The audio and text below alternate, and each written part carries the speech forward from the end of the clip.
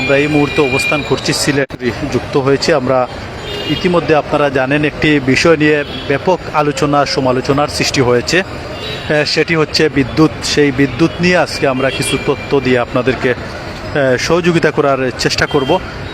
অনেকটাই কমানো সম্ভব, বিশেষ করে বিকেল 5টা থেকে সন্ধ্যা 7টা পর্যন্ত বিদ্যুৎ সরবরাহ স্বাভাবিক রাখা গেলে ব্যবসায়ীরা তাদের ক্ষতি অনেকাংশে পুষিয়ে নিতে পারবেন বলে তিনি বলেছেন।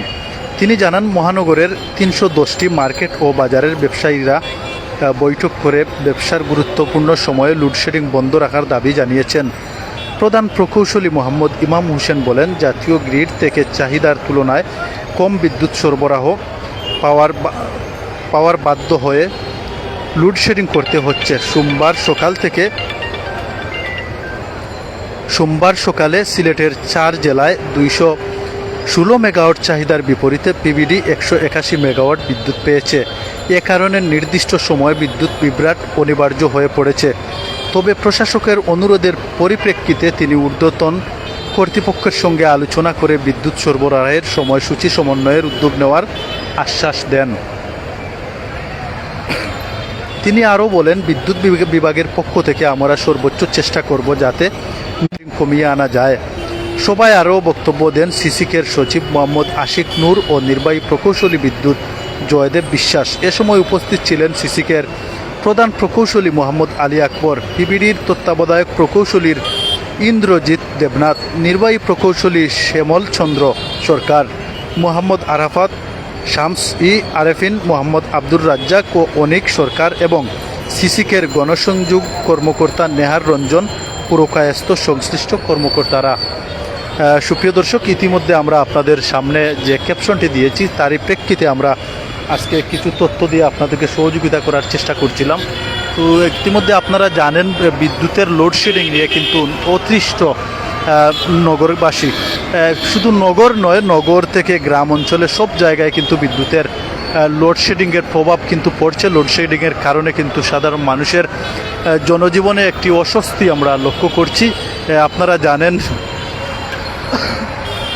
সামনে এসএসসি পরীক্ষা, সব কিছু মিলিয়ে বিদ্যুতের লোডশেডিং কমানোর দাবি কিন্তু শুধু ব্যবসায়ীরা না, সর্বমহলের মানুষের কিন্তু বর্তমান প্রধান একটি দাবি হয়ে দাঁড়িয়েছে, যাতে লোডশেডিং কমিয়ে আনা যায়। সুপ্রিয় দর্শক, সে প্রসঙ্গে আজকের গুরুত্বপূর্ণ আপডেট আমরা আপনাদের সামনে তুলে ধরার চেষ্টা করছিলাম। তো আমাদের কথাবার্তা লাইভ সম্প্রচার আপনারা ঠিকঠাক শুনতে কমেন্টের মাধ্যমে আমাদেরকে জানিয়ে দিবেন। আমরা একটু চলে যাব আমার সহকর্মী ইব্রাহিম আহমদ রুবেলের সঙ্গে। ততক্ষণ আপনারা আমাদের সাথে থাকুন, আবারও আমি আপনাদের সামনে আসবো। তার আগে সহকর্মী ইব্রাহিম আহমদ রুবেলকে আজকের এই বিষয়টি নিয়ে আপনাদের সামনে কিছু ব্রিফ করার জন্য অনুরোধ জানাচ্ছি। আসসালামু আলাইকুম। আসলে ভালো আছেন? আর আসলে ভালো থাকতেও গেলে আমরা সিলেটবাসী আসলে কারেন্ট নাই, এই কোনো একটা সমস্যার মাঝে আমরা সিলেটবাসী সহ সারা বাংলাদেশের মানুষও ইতিমধ্যে কিন্তু আমরা দেখতে পারলাম।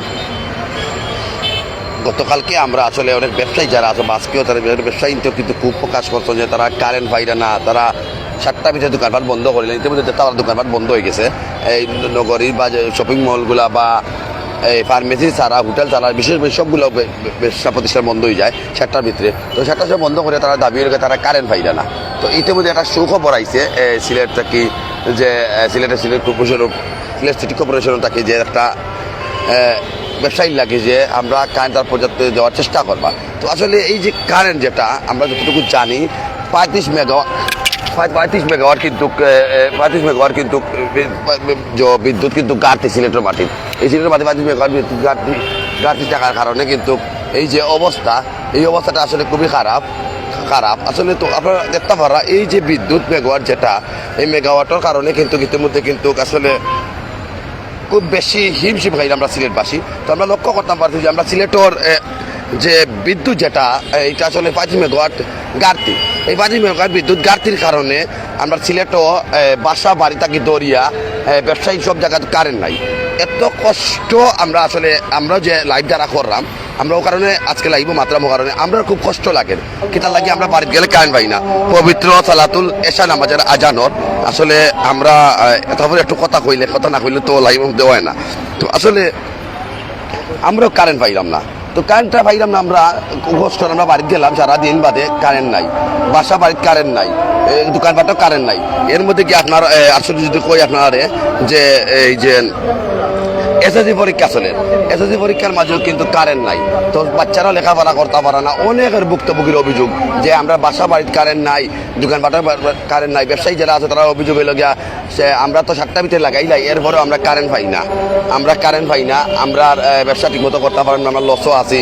আবার কেউ অভিযোগ আছে আমরা ঠিক যে এই 7টা ভিতরে লাগিয়ে যাই গিয়ে, আবার বাসা বাড়িতে গিয়েও আমরা কারেন্ট পাই না। বাসা বাড়িতে অনেকের অভিযোগ আছে আমরা ছেলে মেয়ে ঠিকমতো লেখাপড়া করতে পারে না, কারেন্টও লাগে। আসলে বর্তমান ডিজিটাল যুগও কারেন্টও লেখা সপ্তাহে কারেন্ট তারা কিন্তু চলা খুব তার দায় বেশি। এমন সময় কিন্তু সিলেটের ব্যবসায়ী সময় ব্যবসার সময় সরবরাহ রাখা স্বাভাবিক রাখার বিদ্যুৎ সুখবর একটা আইছে, যে সুখবরটাই তুমি আমরা রাজবাড়ি ফরিয়া শুনেছেন, আমরা একটু শুনাইলাই। সিলেটের বিদ্যুতের লোডশেডিং কমানোর আশ্বাস দিয়েছেন বাংলাদেশ বিদ্যুৎ উন্নয়ন বোর্ডের প্রধান প্রকৌশলী মোহাম্মদ ইমাম হোসেন। বিশেষ করে ব্যবসায়ীদের স্বার্থ বিবেচনায় বিকেল 5টা থেকে সন্ধ্যা 7টা পর্যন্ত লোডশেডিং না করে অন্য সময়ের বিষয়ে পদক্ষেপ নেওয়া হবে বলে জানিয়েছেন। সোমবার 20 এপ্রিল বিকেলে নগর ভবন সভাকক্ষে অনুষ্ঠিত মতবিনিময় সভায় সিলেট সিটি কর্পোরেশনের সিসিক প্রশাসক আব্দুল কাইম চৌধুরী অনুরোধে প্রেক্ষিতে তিনি এই আশ্বাস দেন। সভায় সভাপতির বক্তব্য সিসিক প্রশাসক আব্দুল কাইম চৌধুরী বলেন, তীব্র লোডশেডিংয়ের কারণে সাধারণ মানুষের ভোগান্তি পড়েছে। বৈশ্বিক পরিস্থিতির কারণে বিদ্যুতের সংকট সৃষ্টি হলেও মানুষের সুবিধা বিবেচনায় পরিকল্পিত রেশনিং করা গেলে ভোগান্তি অনেকটাই কমানো সম্ভব। বিশেষ করে বিকেল 5টা থেকে সন্ধ্যা 7টা পর্যন্ত বিদ্যুৎ সরবরাহ স্বাভাবিক রাখা গেলে ব্যবসায়ীরা তাদের ক্ষতি অনেকাংশ পুষে নিতে পারবেন। তো আসলে পবিত্র সালাতুল এশার নামাজ আমরা লাইভটা শেষ করিলাম। তো ইতিমধ্যে আসলে আমরা লগে অনেক ভাই লাইভে সংযুক্ত হয়েছে, অনেকে লাইভটা দেখরা। আসলে এই যে ভোগান্তির মাঝে পড়ছি ভাই কারেন্ট লইয়া, এটা হওয়ার মতো নয়। আমরা নিজেরা মিডিয়া চাকরি আমরা নিজেরাও দেখছি, আমরা সারাদিন মাঠ পরিশ্রম করলাম, নিউজটি সংগ্রহ করা বাদে বাড়ি গিয়ালে কারেন্ট থাকে না, বাচ্চারা লেখাপড়া করতে পারে না, বা যারা আছেন তারা লেখাপড়া করতে পারে না, বা তারা তাদের যে লেখাপড়া ছাড়া যে কার্যক্রমগুলো আছে এই কার্যক্রমগুলো আসলে ডিজিটাল যুগ ইয়া কারেন্ট ছাড়া সম্ভব নয়। অনেকে অভিযোগ বাড়ি যারা মা বোন আছে তারা কইতে পারে তারার পানি তুলতে পারে না, বাচ্চারা লেখাপড়া করতে পারে না, অনেকের অনেক ধরনের অভিযোগ। তো আসলে আমরা চাইমু আমাদের সিলেটের যিনি সরকার যিনি আসন তার কাছে আমরা আকুল আবেদন, আমরাও চাই এই দেশটা সুন্দরভাবে চলতো। তাইনো বড় আশা লইয়া গদ্দিত বইছন, ক্ষমতাত বইছন, আমরা সিলেটি ভাষায় গদ্দিত হই, ক্ষমতাত বইছন।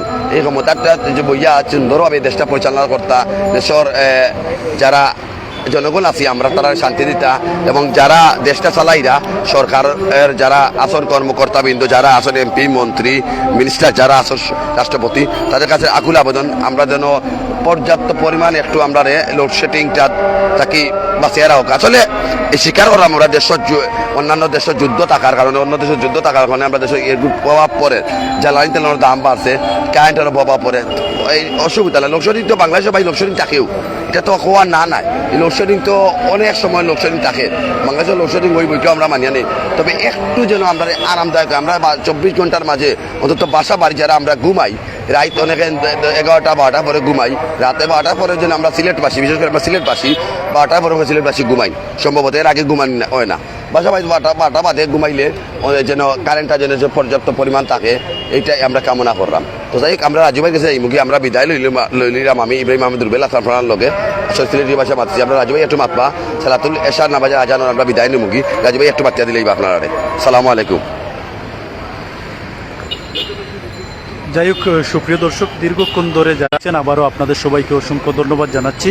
আমরা এই মুহূর্তে অবস্থান করছি সিলেট নগরীর বন্দরবাজার এলাকা থেকে সরাসরি যুক্ত হয়ে আপনাদেরকে বিদ্যুৎ নিয়ে কিছু আপডেট দেওয়ার চেষ্টা করছি। আপনারা জানেন ইতিমধ্যে সর্বমহলে একটি সমালোচনার ঝড় বইছে বিদ্যুৎ নিয়ে।